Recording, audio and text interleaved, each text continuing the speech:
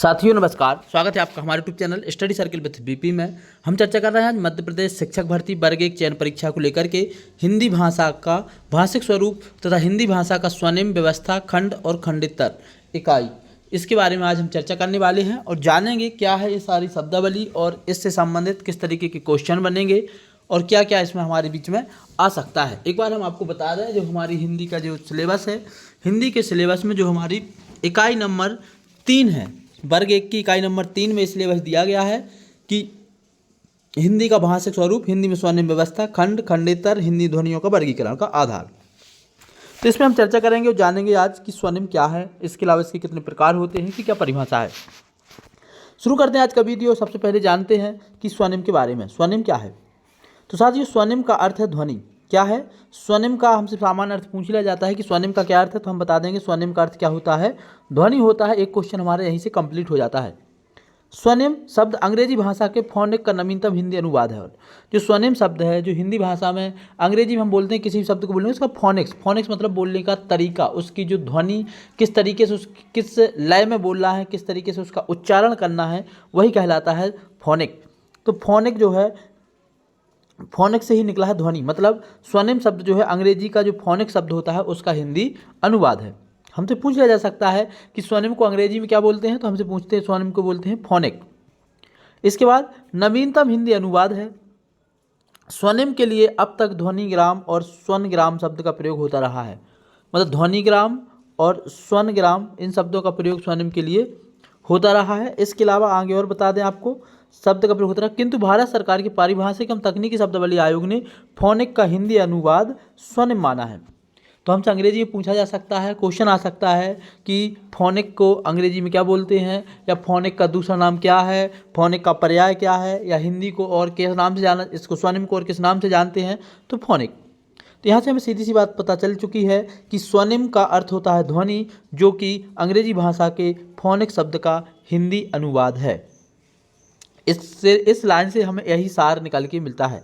आगे बढ़ते हैं और देखते हैं स्वनिम के बारे में। स्वनिम की कुछ परिभाषाएं दी गई हैं, जिसको हम एक बार देख लेते हैं।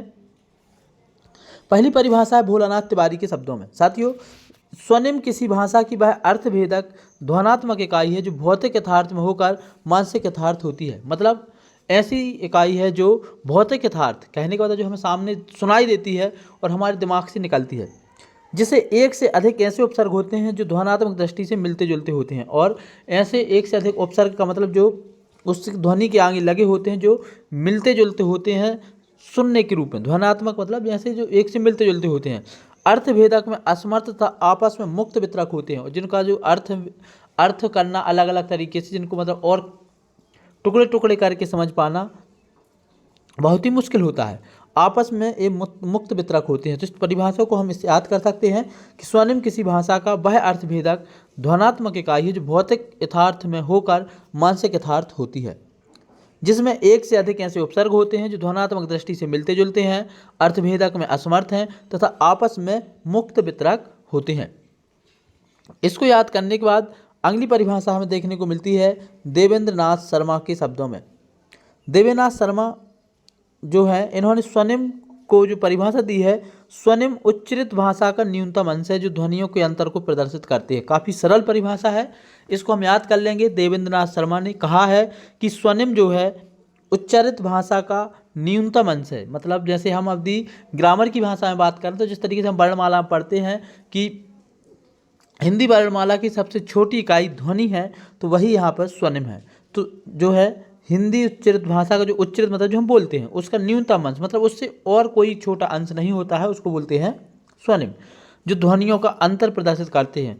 जब हम बोलते हैं तो ध्वनियों में अंतर जो हम अनुमान लगा पाते हैं कि मामूली सा जो बारीक अंतर उच्चारण में हमें देखने के लिए मिलता है, जैसे हम बोलें गुण और फिर बोलें गुण, तो अड़ा और ना का जो अंतर है ये हमारी ध्वनि से पता चलता है। जैसे आप स्वयं बोल करके देखिए, पहले बोलिए गुण और फिर बोलिए गुण। तो गुण और गुण में विशेष अंतर नहीं है, सिर्फ थोड़ा सा ध्वन्यात्मक अंतर है। तो इस तरीके से जो ये हम डिफरेंस कर पाते हैं, यही स्वनिम है। अपनी भाषा में कहूँ तो ये ध्वनि की उच्चारित भाषा का न्यूनतम अंश है।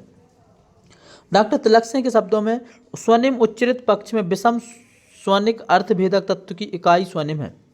मतलब जो हम बोलते हैं स्वनिम उच्चरित पक्ष की विषम स्वनिक, मतलब जो हमने बोला है और उसके बाद कोई दूसरा हमने वर्ण बोला तो उसके बीच में जो ध्वनि का अर्थभेदक तत्व जो दोनों में अर्थ का अंतर कर देता है वही स्वनिम है। इसके बाद आगे और कुछ विद्वानों ने इसके बारे में कहा है कि जो है स्वनिम जो है भौतिक, स्वनिम को भौतिक इकाई माना है ब्लूमफील्ड ने, और डेनियर जॉन्स ने इसको भौतिक इकाई माना है। इसको हम याद कर सकेंगे, ब्लूमफील्ड एक राइटर का नाम है जिन्होंने इसको क्या माना है, भौतिक फिजिकल एलिमेंट्स या फिजिकल यूनिट्स माना है, किसने, ब्लूमफील्ड ने। वहीं एडवर्ड शापिर ने स्वनिम को मनोवैज्ञानिक इकाई माना है, इसको भी आप याद कर सकते हैं। और डेनियल जॉन्स ने, देखिए यहाँ पे यहीं पे आपको स्वनिम का अर्थ समझ में आ जाएगा, ये लिखा है डेनियल और लिखा है डेनियर, दोनों में मामूली सा अंतर है। जो ये मामूली सा अंतर है इसी अंतर को व्यक्त करने के लिए हम स्वनिम का उपयोग करते हैं। तो डेनियल ने क्या कहा, स्वनिम मिलते जुलते ध्वनियों का परिवार है, मिलती जुलती ध्वनियाँ हैं, डेनियल हो गया, डेनियर हो गया, इसके बाद तो इस तरीके से जो है ये मिलती जुलती ध्वनियों का परिवार जो है वो क्या है, स्वनिम है। वहीं W.H. टबोडल ने स्वनिम को कहा है अमूर्त काल्पनिक इकाई। W.F. टबोडल ने क्या माना है इसको, अमूर्त काल्पनिक इकाई। तीन परिभाषा हम याद कर लें, ब्लूमफील्ड मतलब ब्लूमफील्ड ने माना है भौतिक इकाई, एडवर्ड शापिर ने माना है मनोवैज्ञानिक इकाई, और डेनियल जॉन्स ने माना है ध्वनियों के मिलते जुलता परिवार। तो ये तो हो गई थोड़ी सी परिभाषा के बारे में। अब हम थोड़ा सा इसके बारे में और विस्तार से देख लेते हैं कि स्वनिम को और क्या बोलते हैं। साथियों यहाँ पे बताया गया है कि स्वनिम विज्ञान के प्रवर्तक महर्षि पाणिनि हैं, क्योंकि हम मानते हैं कि जो ध्वनि का विकास हुआ है महर्षि पाणिनि ने, जो संस्कृत से हमारी हिंदी निकल के आई है उस तरीके से, तो वही जो महेश्वर सूत्र था, महेश्वर सूत्र से जो आप लोगों ने नाम यदि पहले कभी तैयारी की होगी संस्कृत तो आपने जो महेश्वर सूत्र, जो 14 महेश्वर सूत्रों के बारे में बताया जाता है, अयों रल्ला के योंगे यो छाय वरट लण, ऐसा जो पूरा सूत्र है वहीं से इस स्वनिम की व्यवस्था चालू हुई है। तो इसे ही महर्षि पाणिनि इसके प्रवर्तक माने जाते हैं। वहीं स्वनिम विज्ञान लिपि निर्माण का मूल आधार है। जो भी कोई लिपि बनती है, जैसे हमारी देवनागरी लिपि है, ब्राह्मी लिपि है, खरोष्टी लिपि है, फारसी लिपि है, तो जो भी लिपियां बनती हैं, लिपि कहने का मतलब जो भाषा लिखने के संकेत चिन्ह होते हैं, लिपि की सही भाषा है भाषा लिखने के जो संकेत चिन्ह होते हैं उन्हीं को लिपि कहते हैं। तो जो भी लिपि बनती है उसका मूल आधार स्वनिम है। साथियों दो क्वेश्चन यहाँ से बहुत ही महत्वपूर्ण बन चुके हैं। सबसे पहले स्वनिम विज्ञान के प्रवर्तक तो महर्षि पाणिनि, इसके अलावा स्वनिम विज्ञान को लिपि निर्माण का क्या कहा जाता है, तो मूल आधार कहा जाता है। दो चीज़ें आप फिर याद कर चुके होंगे। ये दो क्वेश्चन काफ़ी महत्वपूर्ण है वर्ग 1 की दृष्टि से, आप इनको अपने हिसाब से नोट चाहें तो कर सकते हैं। इसके बाद आगे करते हैं, स्वनिम शब्द संस्कृत भाषा के स्वन धातु से बना है। हमसे पूछा जा सकता है कि स्वनिम शब्द कहाँ से निकल के आया, तो स्वनिम शब्द जो निकल के आया वो संस्कृत के स्वन धातु से निकल के आया। अब संस्कृत की जो स्वन धातु है, स्वन धातु का मतलब क्या होता है साथियों, स्वन धातु का मतलब होता है जिसका अर्थ होता है ध्वनि, मतलब यह भाषा की सबसे लघुत्तम अखंड इकाई है। अखंड मतलब जिसके और खंड ना किए जा सके वो कहलाता है अखंड, मतलब भाषा की सबसे छोटी इकाई है। तो हम कह सकते हैं कि स्वनिम शब्द जो है इसके प्रवर्तक महर्षि पाणिनि है। महर्षि पाणिनि के अलावा जो है लिपि का ये मूलाधार है। हिंदी जो स्वनिम शब्द है जो संस्कृत भाषा के स्वन धातु से बना है, जिसका अर्थ होता है लघुत्तम अखंड इकाई, मतलब इससे के और टुकड़े ना किए जा सकें वही कहलाता है लघुत्तम अखंड इकाई। उससे छोटी कोई ध्वनि नहीं हो सकती, उसी को बोलते हैं लघुत्तम अखंड इकाई। आगे देखते हैं साथियों। इसके बाद साथियों आगे बात की जाए तो हम यहाँ पर देखते हैं कि स्वनिम किसी भाषा विशेष की संबंध में लघुत्तम सार्थक इकाई है। सबसे पहली चीज़ क्या है, स्वनिम जो है किसी भाषा की संबंध लघुत्तम में सार्थक इकाई है। स्वनिम शब्द अंग्रेजी के फोनोम शब्द का हिंदी अनुवाद है। जो फोनिक शब्द है फोनेम से बना है, तो उसका हिंदी अनुवाद है। स्वनिम किसी भाषा या बोली में उच्चारित ध्वनि की सबसे छोटी इकाई है। तो ये भी हमें समझ में आ गया कि कोई जो हम ध्वनि बोलते हैं उसकी सबसे छोटी इकाई क्या है, स्वनिम होती है। इसके बाद आगे बात करते हैं, एक देवनागरी लिपि में एक स्वनिम के लिए एक ही चिन्ह प्रयुक्त होता है। जो मतलब जो हमारे पास चिन्ह है, जैसे हमने बोल दिया का, तो एक एक संकेत चिन्ह भी है। हमने किसी मात्रा का उपयोग किया तो वो भी एक संकेत चिन्ह है। तो देवनागरी लिपि में जो स्वनिम है उसके लिए प्रत्येक स्वनिम के लिए एक चिन्ह उपयोग होता है। इस बात को हम विशेष रूप से ध्यान रखेंगे। साथियों यदि वीडियो पसंद आ रहा है तो इसको लाइक कर दें, साथ ही हमारे चैनल को सब्सक्राइब कर लें, ताकि समय समय पर आपको ऐसी और क्लासें मिलती रहें। और ऐसे टॉपिक जो वर्ग 1 में बहुत कम देखने को मिल रहे हैं, पहले से चैनलों पे मौजूद नहीं है या उतने अच्छे से डिस्क्राइब नहीं किए गए हैं, तो मैं कोशिश कर रहा हूँ कि अब वही टॉपिक आपके बीच में लेकर के आऊँ। बाकी साहित्य के तो बहुत से टॉपिक, चाहे भक्ति काल हो, रीति काल हो, आधुनिक काल हो, कई सारे चैनल्स ने पहले से पढ़ा रखा है और उनकी भरमार है। तो ऐसे टॉपिक जो आपको कहीं ना कहीं उलझाते हैं, उनके बारे में हम लेकर के आए हैं। इसके बाद आगे देखते हैं देवनागरी लिपि में। तो प्रत्येक स्वनिम के लिए एक चिन्ह है। हमें यहाँ से 5-6 चीज़ें बहुत अच्छे तरीके से कॉमन निकल के आ गई हैं कि स्वनिम भाषा की सबसे छोटी इकाई है। इसके बाद जो है स्वनिम लिपि का मूलाधार है। स्वनिम शब्द के प्रवर्तक जो है महर्षि पाणिनि है। इसके बाद स्वनिम जो है भाषा की सबसे लघुत्तम अखंड इकाई है।